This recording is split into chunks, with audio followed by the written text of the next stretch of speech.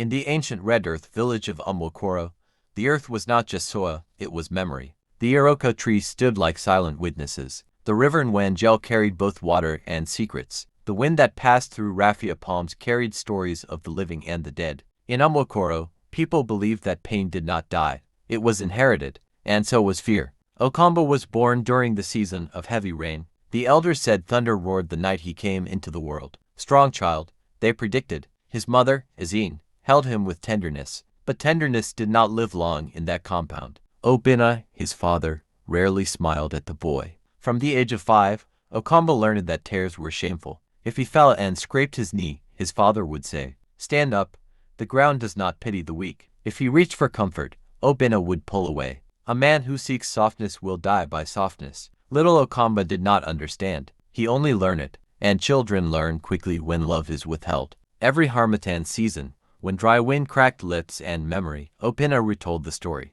They would sit near the fire, flames dancing like restless spirits. Obinna's voice would lower. My brother Nadi was stronger than any man in this village. He would describe Nadi's victories in wrestling matches, how women sang his praise name, how he once killed a leopard with only a spear. Then his voice would grow bitter. Then he loved. Little Okamba would watch the fire reflect in his father's eyes. Obinna would tell of Adaku, beautiful, soft-spoken, mysterious. Some said she came from a family with quiet rivalries. Others said she carried ambition like hidden poison. Nadi loved her openly. He defended her in disputes. He trusted her with clan secrets. And one day, enemies were waiting for him in the forest. Was it betrayal? Was it coincidence? No one knew. But Obinna decided. Love killed him. That became truth. Azine once tried to soften Obinna's hardness. One night, when Okamba was asleep, she said, "You are shaping him with fear." Obinna replied, "Fear keeps men alive." Azine sighed, "But love keeps them human." Obinna did not answer.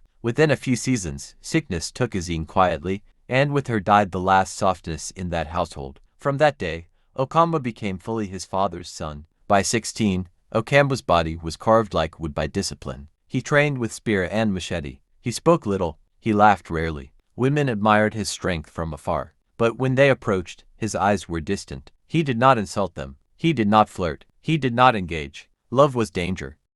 Amara came during the New Yam festival season. The village square was alive with drums. Masquerades danced like ancestral spirits returned to earth. She arrived beside her uncle, carrying a basket of kola nuts. Her laughter was not loud, but it lingered. When she first saw Okamba, he stood apart, arms folded, watching the masquerade. She noticed something others missed. His distance was not pride. It was protection. Their eyes met, and for the first time in years, Okamba looked away first. Amara did not chase him. Instead, she spoke to him like one speaks to rain, gently. One afternoon she asked, "Why do you guard your heart like a shrine no one may enter?" Okamba responded sharply, "Because shrines are sacred, and dangerous to trespass." Amara smiled faintly. "Or because you are afraid someone may see what is inside." Her words unsettled him. That night, he could not sleep. Her voice disturbed the fortress within him. Word reached Obinna. "There is a woman who walks often near your son." Obinna confronted Okamba. "I see change in you."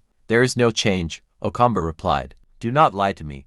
Love weakens the eyes first." Okamba remained silent. Obinna's voice grew harder. "If you choose that path, you choose death." For the first time, something inside Okamba resisted, but he said nothing. Yet, tension between Umuokoro and neighboring Umuokoro had been rising over land boundaries. That market day, words turned to pushing. Pushing turned to machetes drawn. In the chaos, Amara was trapped between men. Okamba saw her fall, and in that split second, he did not hear his father's warning. He heard only his heartbeat. He ran. He shielded her. He fought not with rage, but with purpose. When the dust settled, Amara was safe, and Okamba stood trembling. Not from fear, from realization. That night, Obinna waited. "You chose her." Okamba finally spoke what had lived inside him for years. "You chose fear." Silence, heavy as a funeral drum. "Your brother died because of betrayal, not because of love." Obinna's hands trembled. No one had ever said it aloud. "You buried grief and called it wisdom."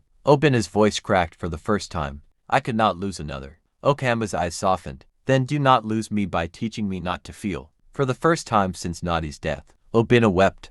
Healing did not come like lightning. It came like dawn. Slow, gentle, reluctant. Obinna did not suddenly become affectionate, but he stopped repeating the poison. He began telling stories of Nadi's bravery without bitterness, Okamba continued seeing Amara, but now, without shame. The village watched. Some whispered, some admired, and slowly, Umuokoro saw something rare. A warrior who could love without losing strength. Years later, elders would say, the greatest battle in Umuokoro was not fought with machetes. It was fought inside a man who dared to challenge inherited fear. Okamba did not break tradition. He purified it. And Amara? She became known as the woman who healed a warrior without lifting a sword.